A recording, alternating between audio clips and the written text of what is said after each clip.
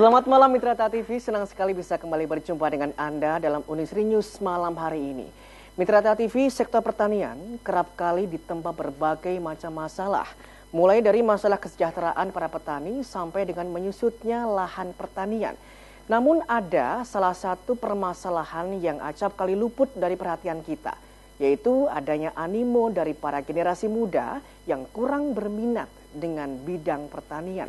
Terbukti dari banyaknya siswa SLTA, lulusan SLTA lebih tepatnya, yang kurang berminat terjun di bidang pertanian atau melanjutkan ke sekolah ataupun perkuliahan di Fakultas Pertanian. Banyak sekali animo-animo yang menjadi penyebab dari turunnya minat para lulusan-lulusan tersebut. Salah satunya adalah kesan pertanian yang selalu berhubungan dengan petani-petani yang tua, rakyat kecil, lumpur dan juga kotor. Dan juga dari adanya media massa yang selalu menampilkan bidang pertanian dengan kegagalan. Seperti gagal panen, banyaknya hama ataupun penyakit, banjir dan juga lain sebagainya. Dan di sini juga kebijakan dari pemerintah yang kurang berpihak dengan bidang pertanian. Nah, untuk itu malam hari ini dalam Unisri News kita akan mengangkat tema mengenai generasi muda dan masa depan pertanian Indonesia bersama dengan Fakultas Pertanian Unisri malam hari ini. Dan sudah hadir bersama dengan saya di studio ada dua orang narasumber. Yang pertama adalah Bapak Insinyur Siswadi MP, seorang Dekan Fakultas Pertanian Unisri. Selamat malam Pak Siswadi. Selamat malam Mas ini dan pemirsa. Assalamualaikum warahmatullahi wabarakatuh. Waalaikumsalam warahmatullahi wabarakatuh. Sehat ya Pak Siswadi ya? Alhamdulillah sehat. Yang kedua adalah David Restiawan, Ketua Himagron Fakultas Pertanian Unisri. Selamat malam Mas David. Selamat malam Mas. Sehat juga ya Mas David ya? Ya, kita akan berbicara mengenai pertanian dan juga generasi muda. Pak Siswadi, apa sih pendapat Bapak mengenai generasi muda yang masih rendah ini dan kemudian untuk terjun ke bidang pertanian, apa yang menyebabkan mereka ini kurang berminat? Iya, jadi tadi yang Mas Soni sampaikan tadi, memang ya kita kadang-kadang itu hanya berbicara lahan ya terbatas, jumlah penduduk yang meningkat, betul, ya pengurangan lahan dan sebagainya. Tapi ada satu tadi yang sampaikan Mas Soni tadi, memang betul Mas. Jadi generasi muda kita itu nampaknya tidak tertarik pada bidang pertanian, yaitu yang memprihatinkan. Suatu pertanian bisa berlanjut, itu ada lahan, ada SDM-nya. Lah kalau SDM-nya saja nggak ada, ada lahan yang banyak misalnya, SDM-nya nggak ada, mau diapakan pertanian? Iya betul. Lah nampaknya betul apa sampaikan Mas Soni tadi, bahwa ada, ya saya katakan ada tiga. Kalau sebenarnya masih ada faktor lain lagi, tapi ada tiga. Yang pertama, image tentang pertanian itu ya tadi harus ya berkotor-kotor ya, iya, Pak. Kotor, kadang-kadang orang ya toh, kalau dulu di SD kan apa laki-laki sudah tua yang pakai caping, ya pakai caping, kaos, gitu kaos ya. komprang hitam itu toh. Ya, itu sebenarnya itu nggak benar kan? Itu nggak benar karena pertanian sebenarnya tidak hanya harus bergelut dengan tanah. Ada pertanian yang tanpa harus menggunakan tanah sebagai medianya, yang kita kenal dengan hidroponik sering ya. Kalau misalnya kita di Solo aja lah, kita di Solo ada pameran misalnya tanaman hidroponik itu ada di mana di supermarket ada di pameran sana. Itu tidak perlu pakai tanah. Kemudian ada yang aeroponik ya. Ada yang model yang kalau lahannya sempit misalnya kita pakai bertingkat ya, pertanian bertingkat. Ya. Ini sebenarnya banyak sekali hal yang sebenarnya bisa kita petik bahwa pertanian itu tidak hanya konotasinya itu lumpur kan begitu. Ini yang harus kita ini ya. Kemudian yang kedua, penyebab tadi juga ada media massa itu kadang-kadang yang ditampilkan kan yang jelek-jelek aja lah gitu. Sekali-kali ada yang petani yang berhasil misalnya ya. Kemudian ada seorang petani yang menanam cabai yang sangat bagus dan untungnya besar. Saya sendiri selaku staf pengajar di Unisri, saya juga seorang petani kan, jadi saya tahu liku-likunya karena kalau digeluti dengan benar itu pertanian sebenarnya cukup menjanjikan. Kemudian yang ketiga tadi sampaikan kalau bicara pemerintah. Sekarang ini kemarin saya ke bapak saya itu mencari saya tanya untuk pupuk aja katanya sulit tuh pupuk sekarang ini. Ya. Padahal kalau kita mau berpihak petani ya, pemerintah berpihak petani subsidi terhadap saprodi itu mestinya harus digalakkan. Jadi kalau ada istilahnya BLT itu yang bantuan langsung yang tunai semacam itu petani itu diperhatikan.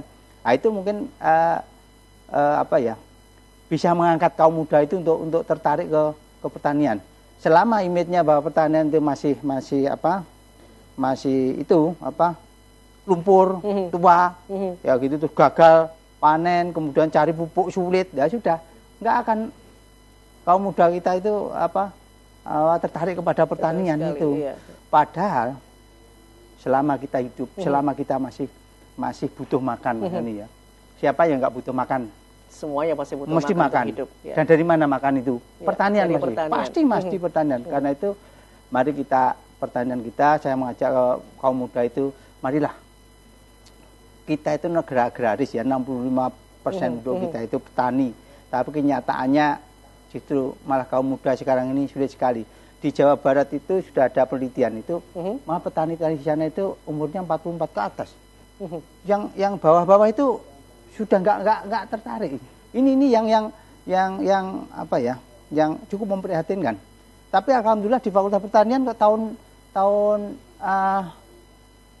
2014 kemarin itu banyak yang tertarik kepada pertanian. Ya mudah-mudahan nanti ini juga sesuatu yang menggembirakan, sehingga sudah ada ketertarikan kaum muda, penerusnya itu bisa ya. Memang ada sedikit yang juga tertarik, termasuk ini saya ini, Mas David ini. Ini nampaknya sekali. Dia cukup tertarik dengan pertanian. Nanti bisa digoreng ini. Oh, kok dia tertarik ya? Saya kan sudah tua, ini muda. Mungkin jiwanya muda itu beda pandangannya dengan saya kan begitu. Tetapi tadi saya sampaikan, ini jadi pertanian tidak mesti berhubungan dengan tanah. Nah, ini poinnya yang Pak ya. Jadi pertanian tidak harus berkotor-kotor. Tidak harus berkotor-kotor. Menjadikan sesuatu yang menjanjikan. Apalagi Indonesia adalah negara swasembada pangan. Itu perlu sangat dukungan yang tinggi dari para generasi penerusnya. Nah, Pak Sis, ini saya mau tanya dengan Mas David. Mas David saat ini berkuliah di Fakultas Pertanian Unisri ya. Nah, ini apa yang menjadikan Mas David ini tertarik dengan bidang pertanian? Itu yang pertama, saya itu prihatin, Mas, dengan kondisi dari sektor pertanian kita. Dari dunia lain, maksud saya negara lain itu menilai Indonesia adalah negara agraris, negara dalam bidang pertanian tinggi. Tapi nyatanya itu Indonesia masih kekurangan swasembada menurut saya. Bahkan yang lebih mengenaskan lagi itu pada tahun kemarin 2014 itu Indonesia masih impor beras dari Vietnam sekitar 36% dari jumlah 472.000 ton. Itu adalah impor Vietnam. Padahal kan Indonesia itu merdekanya sebelum Vietnam. Yang menjadi saya prihatin di situ. Maka saya sekarang merubah pola pikir saya dan mencintai pertanian. Ya, harusnya Indonesia juga bisa menjadi negara-negara yang dituju oleh negara-negara lain untuk mendapatkan beras ataupun bahan pangan ya. Dan ini kenapa Mas David memilih untuk berkuliah di Fakultas Pertanian Unisri? Ya, kenapa saya milih Fakultas Pertanian Unisri itu yang pertama adalah adanya beasiswa. Menurut saya di Unisri itu luar biasa karena adanya beasiswa dari yang tidak mampu, dari yang berprestasi. Alhamdulillah saya juga dapat yang dari segi berprestasi. Dan juga menurut saya itu di Unisri dari segi laboratorium, greenhouse itu sudah mencukupi untuk pemuda-pemuda yang ingin mengembangkan sektor pertanian. Sangat mendukung ya? Sangat mendukung menurut saya. Dan juga dalam bidang akademiknya itu dosen sama staf-stafnya itu juga sangat membantu semua. Kedisiplinnya juga bagus menurut saya. Oke, kita kembali ke mahasiswa di Bapak. Langkah-langkah apa nih yang ditempuh oleh para staf ataupun dosen dari para pengajar dan dari Fakultas Pertanian Unisri sendiri sehingga nantinya ke depan bisa lebih menarik minat dari para generasi muda untuk masuk di Fakultas Pertanian? Ya. Sebelum ke kondisi di pertanian ya, seperti disampaikan Mas David tadi, Indonesia itu sebenarnya kan luas itu. Kalau dibanding Vietnam itu luas tadi. Tapi ternyata luas lahan untuk pertanian cuma untuk 35 juta. Padahal penduduk kita itu 250 juta. Nah, kalau lahannya sempit, jadi kalau dihitung-hitung cuma 0,% beda dengan Australia. Australia itu satu orang, satu kepala itu bisa 2,5 hektar. Nah itu yang anu. Tapi sebenarnya masih luas sebenarnya ya, cuma ini yang belum digarap. Maka karena kemudian Mas David tadi katakan yang benar, di Fakultas Pertanian kami selaku pimpinan di fakultas itu memang berupaya bagaimana alumni kami itu nanti kalau sudah terjun ke lapangan itu punya profesional, punya kompetensi di bidang pertanian itu. Ya. Itu makanya kami melengkapi dengan laboratorium, kemudian greenhouse, dan ini di bidang akademiknya seperti kurikulum itu setiap 3 tahun sekali memang kami tinjau kurikulum. Sehingga evaluasi ya, karena kebutuhan pasar itu kan berkembang terus. Apalagi ini sudah masuk Mei 2015. Kita mau tidak mau kita harus bersaing dengan tenaga kerja dari luar. Kalau kita sendiri tidak memperbaiki diri dan meningkatkan kualitas lulusan kita, kita akan kalah bersaing. Nah, salah satu upaya itu yaitu bahwa alumni dari Unisri tidak hanya pertanian, tapi alumni dari Unisri nanti akan mendapatkan ijazah plus. Di situ ada pendampingnya, yaitu dia harus menguasai bahasa Inggris dalam level tertentu. Karena nanti kalau kita sudah Mei 2015 ini sudah jalan, kalau mau tidak mau, kalau kita mau bekerja ke misalnya Thailand, ke Vietnam, ya mau tidak mau kita harus pakai bahasa Inggris, bahasa Jawa nanti gimana? Jadi sudah jadi modal yang sangat cukup bagi para mahasiswa di Fakultas Pertanian Unisri untuk bisa nanti melanjutkan ataupun menjadi pemain dalam pasar global. Harus kita jadi pemain, jangan jadi penonton. Nanti kalau kita jadi penonton, wah gimana kalau kita? Harus jadi pemain, ikut bermain di situ, jangan hanya jadi penonton. Nanti apalagi nanti 2025 ya, itu ada diprediksi bahwa negara yang menguasai pangan itu negara yang akan menguasai dunia. Setinggi apapun teknologi, kalau pangannya tidak tercukupi, mau kemana? Orang lapar, geger, pasti begitu.